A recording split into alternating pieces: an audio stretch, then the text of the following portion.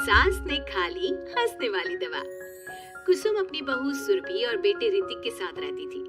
कुसुम के पति सुरेश काम के सिलसिले में अक्सर शहर से बाहर ही रहते थे।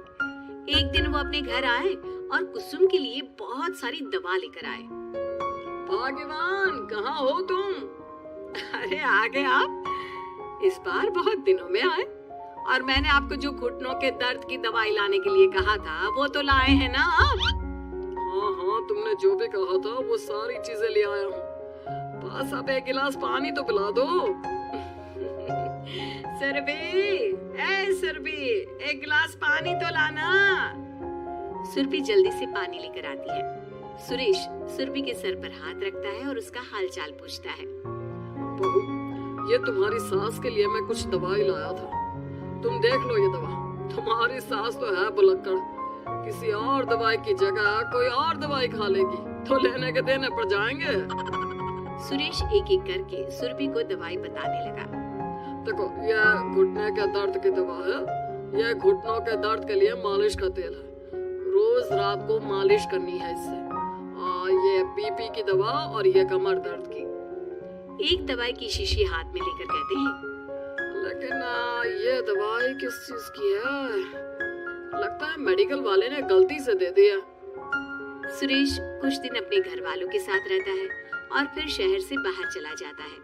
सुरभि रोज अपनी सास को दवाई दे देती है, लेकिन एक दिन वो घर के काम में बहुत व्यस्त होती है और अपनी सास को दवाई देना भूल जाती है। लगता है सुरभि को आज बहुत ज्यादा काम है। चलो कोई बात नहीं, मैं खुद ही दवा ले लेती हूँ। अरे वाह, ये दवाई तो बहुत स्वादिष्ट है। थोड़ी सी और पी लेती हूँ। इस तरह कुसुम थोड़ी थोड़ी करके हंसने वाली दवाई की पूरी बोतल ही पी लेती है। माँ जी, आज मेरे मायके वाले आ रहे हैं, भैया का फोन आया था। क्या कहा, मायके वाले?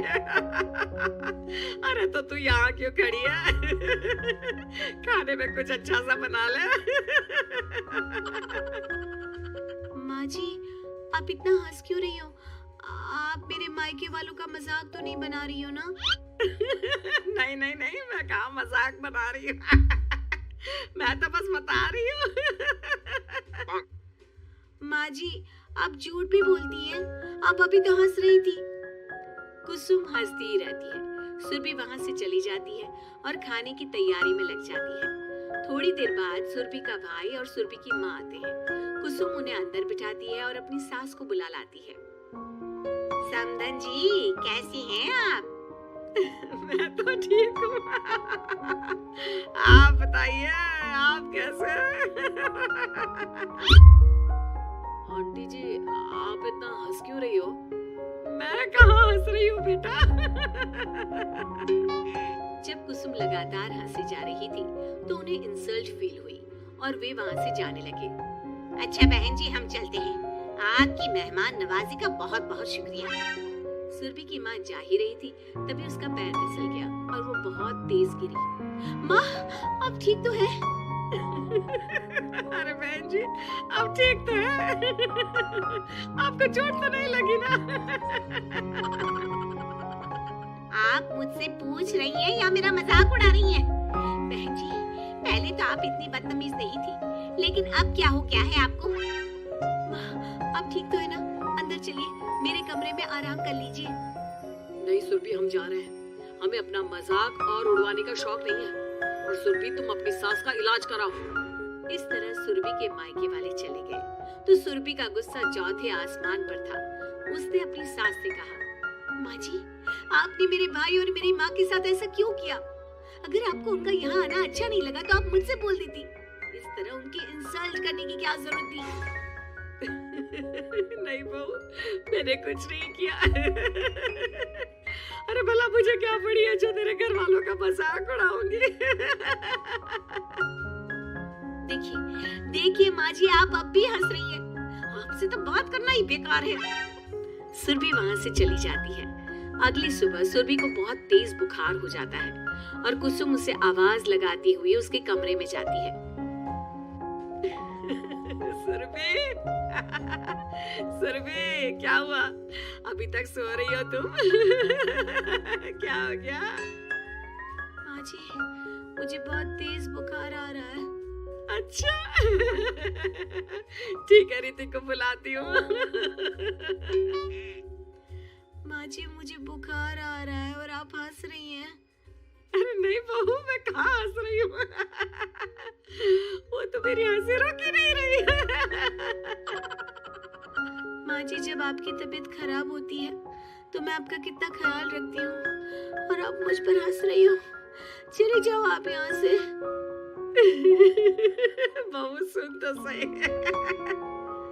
नहीं माँ जी, आप जाओ यहाँ से। अब तो आपके बेटे ही आपसे बात करेंगे और मैं पापा जी को भी बताऊंगी कि आजकल आप क्या कर रही हैं। जब ऋतिक घर आया तो सुरभि ने उसे सारी बात बताई। मुझे तुम्हारी बात पर विश्वास नहीं हो रहा। माँ तो तुमसे बहुत प्यार करती है, पर वो तुम्हारा और तुम्हारे घर वालों का मजाक क्यों उड़ाएंगे? खैर अभी छोड़ो इस बात को, अभी तो तुम मेरे साथ चलो, तुम्हारी दवाई ले आते हैं। कुछ दिन में सुरभि ठीक हो गई। एक दिन ऋतिक को पता चला कि उसकी मौसी के बेटे राहुल की तबीयत बहुत खराब है, तो वो अपनी माँ और पत्नी को लेकर हॉस्पिटल पहुंचा। मौसी जी, कैसे हैं राहुल भैया? बेटी, इतने दिन हो गए मेरे राहुल को बीमार हुए, लेकिन उसकी तबीयत में कोई सुधार नहीं आ रहा। अरे छोटी, हुआ क्या है राहुल बेटे को? कुछ बता तो सही। माँ, आप हंस क्यों रही हो? कहाँ हंस रही हो बेटा? मैं तो अपनी बहन के बेटे के लिए परेशान हूँ। माँ, ये क्या तरीका है? रहने दे बेटा, ये तो मैंने सुना था कि मुसीबत में साया भी साथ छोड़कर चला जाता है। आज मैंने देख भी लिया। अरे नहीं बहन,